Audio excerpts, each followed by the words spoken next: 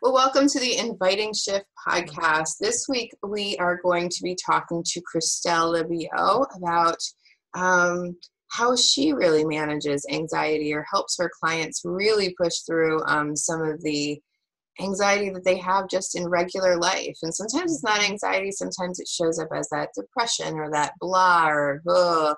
I remember waking up every day and hating to get up because I'm like, oh, it's just a whole list of things to do today. So Yep. she's going to talk to us about that. My name is Christina Smith. I'm the host of this podcast, and we're just going to have a great conversation about how we can really get to the bottom of, well, talk about anxiety and how we can kind of look at the energy that it's bringing into our bodies. So welcome, Christel. Thank you so much for joining us. Thank you. Yeah. Yes. So Christel does a lot. I met Christel because she's a team leader for Woman Within. However, she also does craniosacral therapy. She's a priestess. I mean, she is just an amazing, wise woman that I know. And I like to call her elder. Hopefully she doesn't take that as an insult.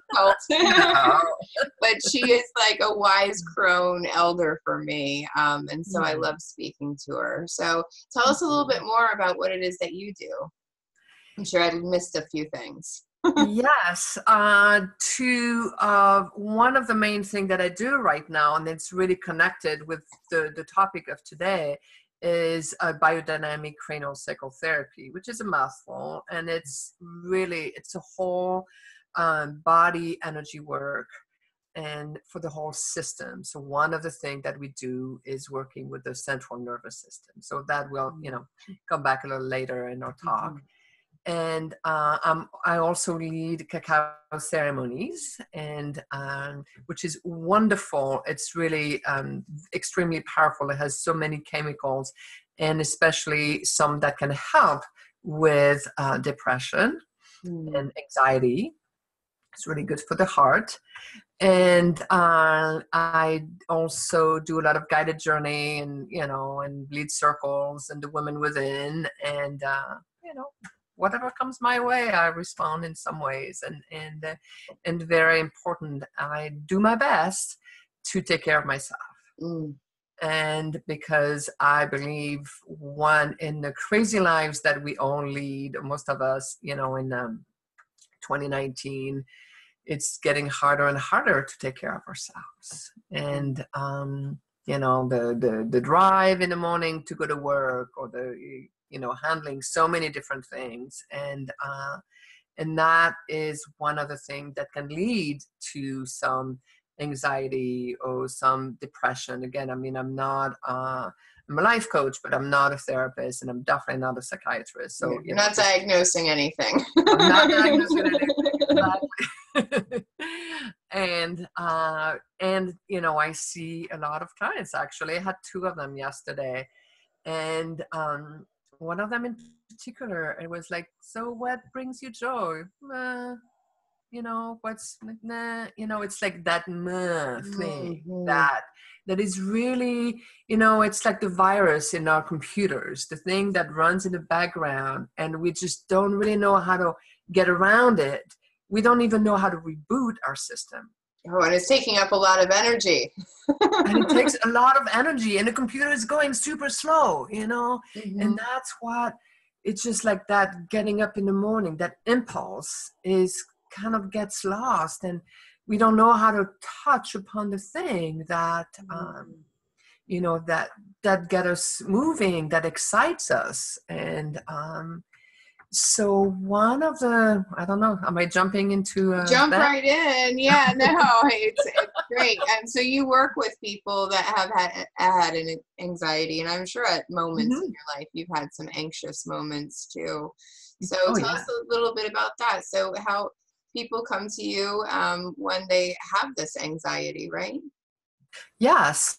And definitely, and Craniosacral is good for that. Or, coaching, when I was doing, now I do less coaching, and I still incorporate that in my practice. And I spent the first probably 20 years of my life feeling that kind of like depression for a whole variety of reasons, and so that I'm not getting into, but it just actually what it gave me is the impulse to understand myself better. And that's eventually came to Women Within, did a little bit of therapy at some point. I mean, so I had my own personal journey around that. And for me, it was like understanding myself. And, and with that came with like, what do I like? I used to not be able to answer that question. It's like, I like that, again, that kind of like, I don't think I had like, at some point I had a bit of a nervous breakdown, like when I turned 29, and it was really in the abyss. But most of the time it was that kind of like very blah thing. So I definitely connect with my clients when they come and they're feeling that kind of like, nothing really excites me. And so the invitation is, because when we're in that state, then our nervous system gets into that freeze mode, and even though we're not like completely frozen, like in state of shock, but it's kind of the it's almost like a state of shock, we're still able to function for the daily stuff, but nothing's really working, our digestion's not really working, and elimination's not really working, and those times where we kind of feel like we're just pushing through. That's what it reminds me of, those times when I feel like I'm just doing the thing because I'm supposed to do the thing. Exactly. And the more we you do that, then it gets harder and harder and harder. And so craniosacral therapy is really, works. We work with the nervous system. So that's one thing I do when I have a client, and so there's, many ways. I'm not going to get into that, if you want to get a session, we can talk about that. But, for the purpose of today, the invitation is to invite people to really get a sense of how do they resource themselves. And so, it can be just like an image of, when I was on the laps of my grandmother and she was, feeding me cookies. Or when I was in my backyard and my cat or my dog was with me. I mean, it could be just one image that happened many, many years ago. It could be, something that happened 2 years ago. But it's, the mind doesn't really know the difference between what's happening today and what happened at some point in our life. So it's bringing that to our awareness and amplify it. And so getting, feeling that enough in your body that every cell feels it.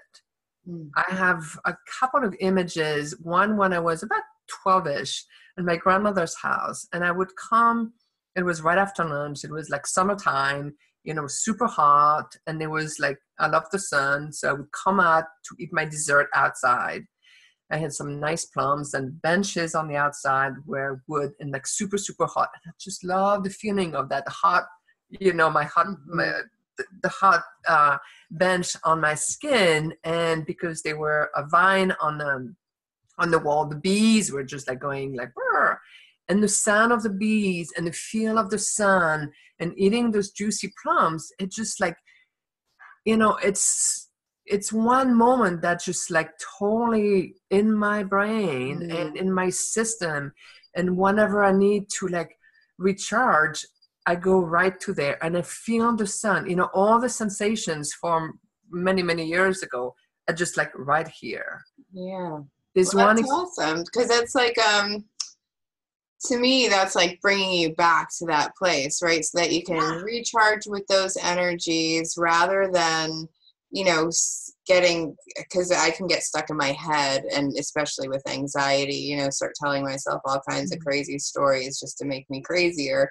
And instead, this gives us a moment to stop and take a breath. And the other thing that I love about this is you were saying a lot of people have a hard time finding joy. We can find these moments in our past, even if like we can't say, oh, I love skating, or I love doing this, or I'm passionate about this thing. We can find these moments from our past that had some passion or some, you know, just that relaxing or peaceful, you know, whatever, however you describe it, that feeling that you need. I mean, to me, it sounds like peace and comfort and like that moment where everything feels right in the world, you know? Exactly. And even people who've had really very traumatic childhood, a traumatic life, or, you know, or very intense experiences, we all have at least a few of those moments, and all of our system, you know, remembers. And then we can get our heart to like really feel that. And then, you know, grow the, you know, whether it's the gratitude or the sense of peace or the sense of, whatever that is. And then just really fill all of our system, you know, our cells, our nervous system, our bloodstream, our, you know, muscle can relax, and then our energy field, you know, and then it's just kind of, we grow that experience. You know, I had women within a weekend, you were talking about that. There's one particular time that always, you know, brings me to center. And it's during our initiation ceremony when we all kind of like, you know, come in, and there's the music, there's the experience, there's something my brain remembers about probably past lives. And it just brings me in that sense of, this is who I am.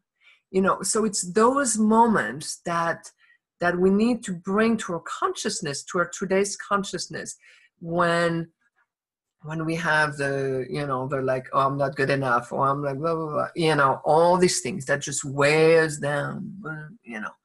So it's like the one thing that lifts us up.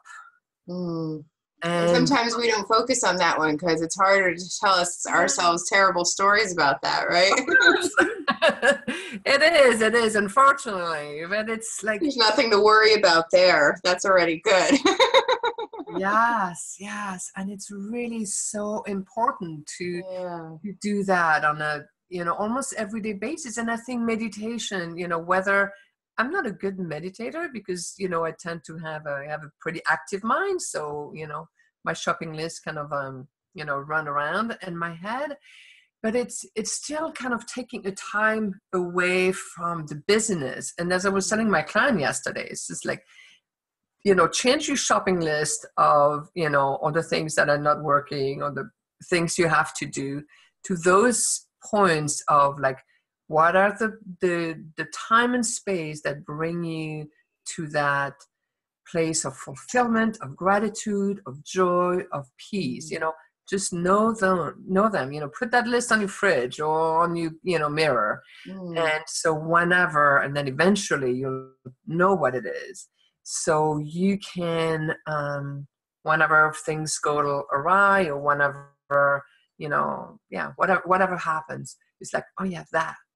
And then you just bring it to your body. You know, we need to bring it to our bodies, not just to our mind, but bring that coherence between our bodies and our heart, and then our mind, because that's where all the, you know, the stuff happens. The garbage. The garbage, yeah. So in order to quiet the brain, we need to enhance that feeling of well-being, you know, in our heart, because really, the heart is the one that sends, that sends all these energies to the brain. The heart is the motor of the engine, the primary engine of the brain. So if we can bring our heart to a state of love and gratitude and peace, then it is eventually going to send all the signals to the brain. And then the brain is going to be sending that to the rest of the body. You know, it's that, but it kind of starts here and then goes up and then goes down. So yeah, unless you're not conscious, I believe that I can completely let my brain take over, and then that's when I become disconnected and unconscious, and like I can feel that stress level. So I really like this little trick that you've come up with, because I always tell clients that, you know, even if you can't start a meditation, like if you feel like you can't start a meditation practice tomorrow, if you could stop for 1 minute, can you give yourself 1 minute in the morning just to sit and be still?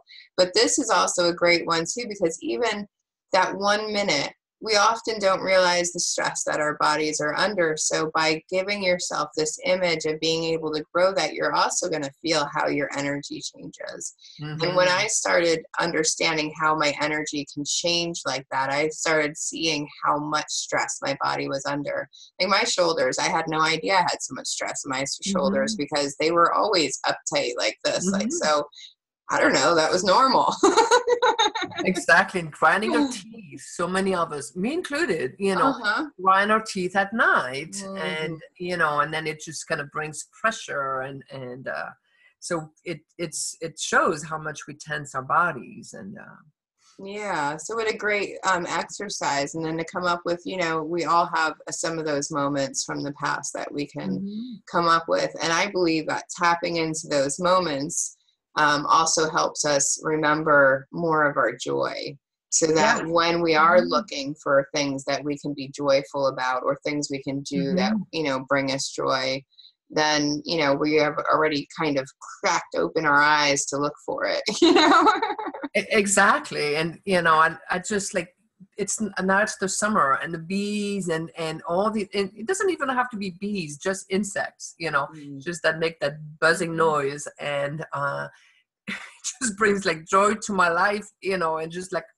kind of like, wow, it just like brings me in a very, my system just becomes peaceful just by hearing the bzzz, and I know doesn't work for everybody, but that's what works for me. And so it's finding, and it it comes with visualization and hearing, so it could be music, food, I mean, there's so many different ways that bring our system to that place of like and the more senses that you can use in that moment, so the more senses that you can remember of that moment, that's what brings our body right back into it, because that's how we break out of our anxiety attacks too, right? Is to be like very present with where we are, touching things and tasting things and smelling things and hearing things. And I love that. Such a great way to now I'm going to be sitting around thinking about all the great memories I want to put on my list.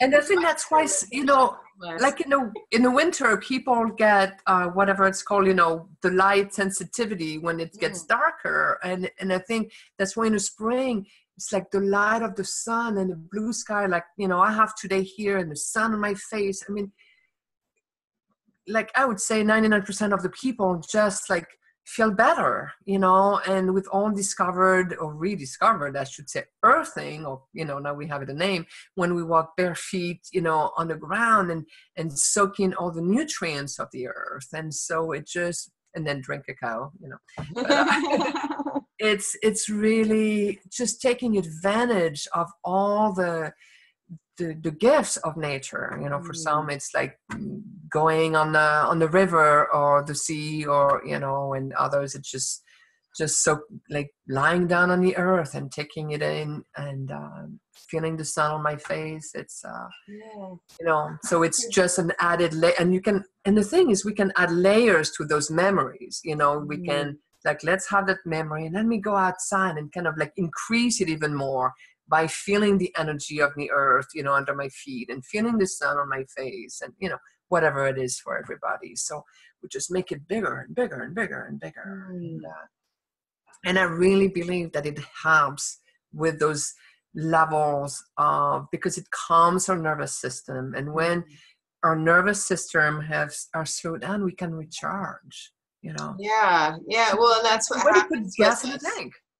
It's the fear, the fight, the fear really that happens to us, right? And I think so many of us, I mean, we're lucky that we live in a first world country. We have so many conveniences and things that make life easier for us, and yet we have less time to ourselves than we've probably ever had, or at least we allow less time for ourselves than we ever have. And it's just like, we were talking about this before we started recording, about how it's really about slowing down and remembering that we're not here as human doings. Like, we're here as human beings too. It's time to be still or go do the things that you actually want to do rather than constantly thinking about those lists. And that's how we learn to thrive. And when we thrive, we can put a lot of that fear away, right? We have more trust in the universe that things are going to happen the way that we need them to happen.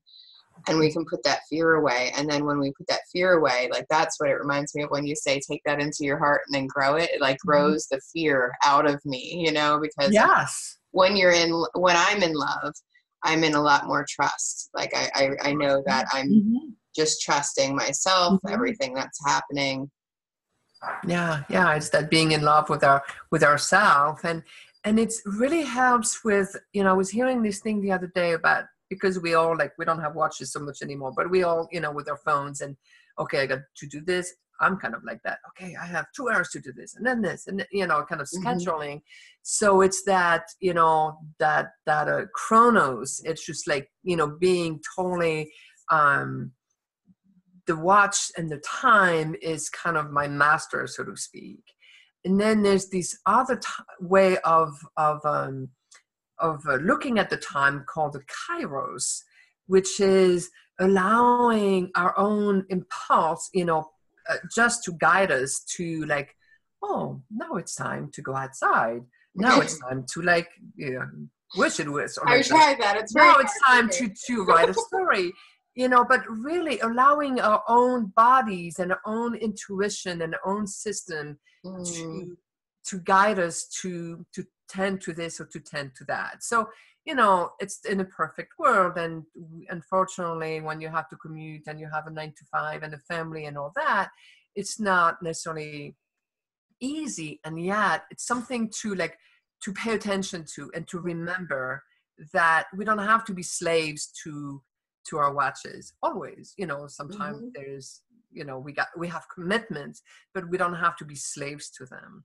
And so it's kind of like finding a little bit of that dance between, okay, well, I got, you know, this and that to do, but let's create some time where I can let my own intuition, inspiration, you know, just guide me to take a nap, you know, do some creative stuff, go for a walk, or, you know, whatever it is. And I would imagine that's what most the best artists, the best writers, everything, all the creatives in the world, they do that in a time where they're inspired to do it. They don't say, oh, well, Tuesday at 8 a.m., I'm going to start that masterpiece. And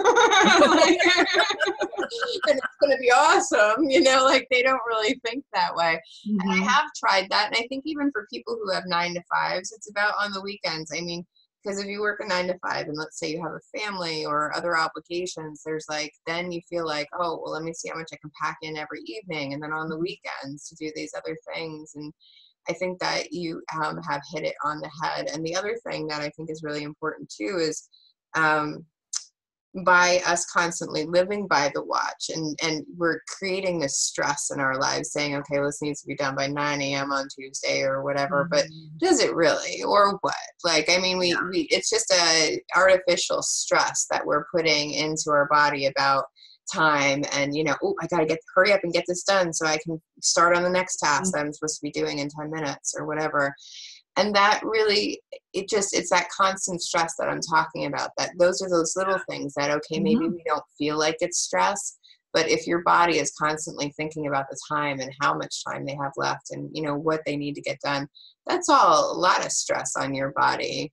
So I love that idea of just, I've tried to do that more and more as we were moving and it's been helpful, but but I have that, like, that inner voice from way back going, but you have to be productive. Won't you just be a lazy butt if you don't, you know, if you don't abide by your list and your time and everything. And what I've learned is that I really won't be, like, because once I'm rested enough, my body actually goes, okay, we're good. Like yesterday, I went to go take a nap and my body was like, no, I think we had enough sleep. And I was like, but it's ugly outside. I'm supposed to go take a nap. And it's like, no, why don't you go do something else? So I actually got some things done, even though the plan was not to get anything done yesterday. But that's what my body was saying. And so fine.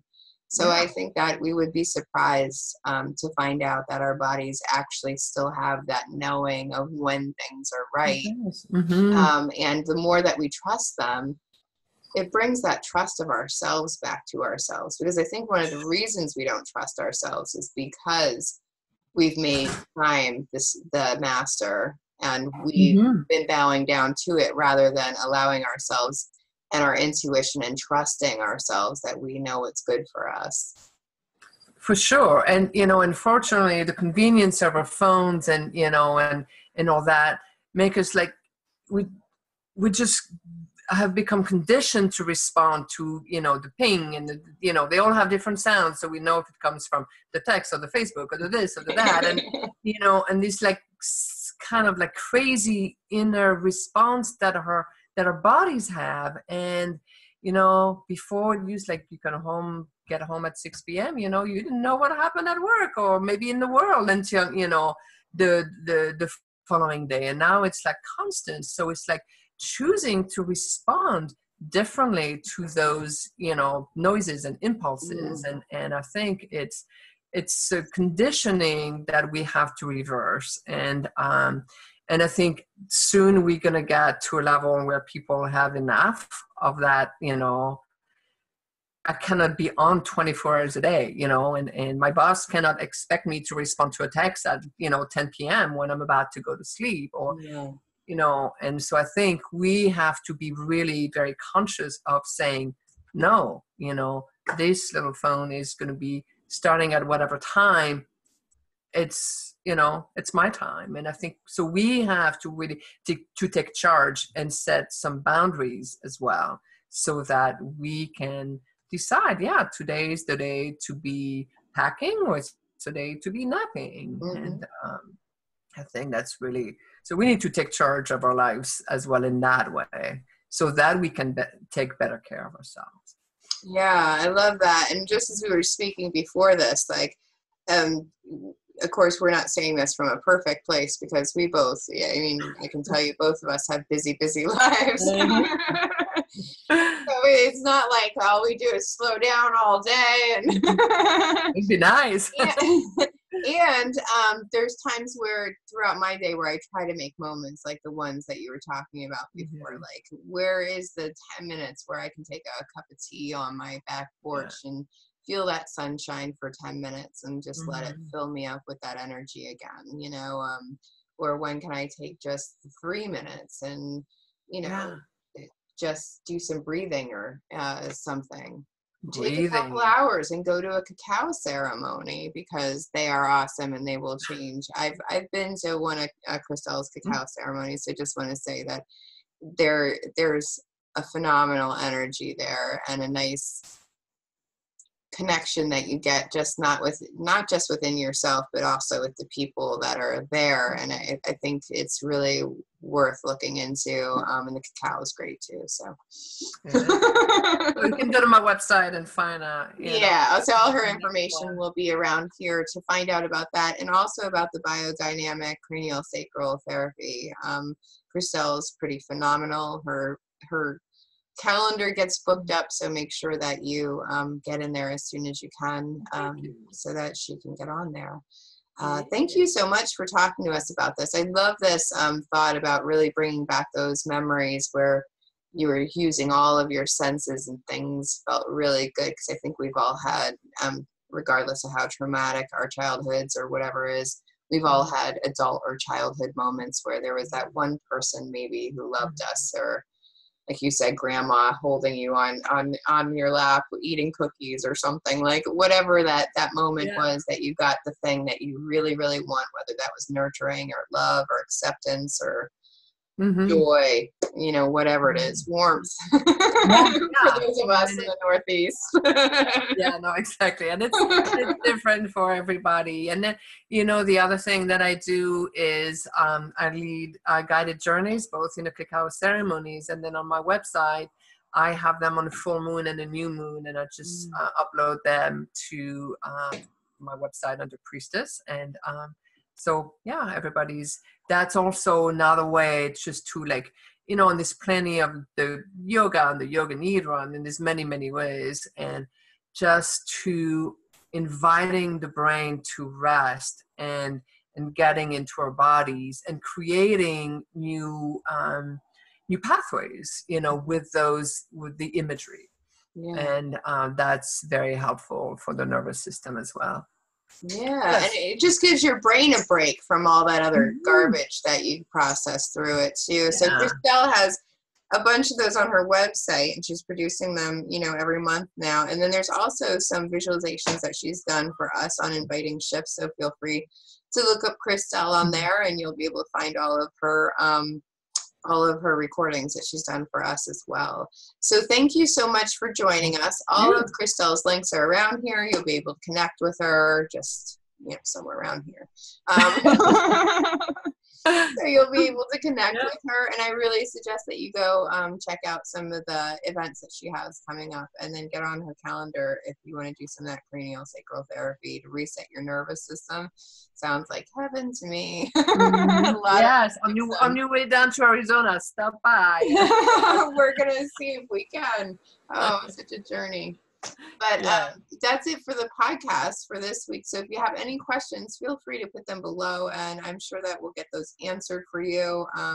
This is it might be all new stuff for you guys. So if you have any questions, want us to explain anything more, we're happy to talk about it. So have a great week, shifters, and we will talk to you next week.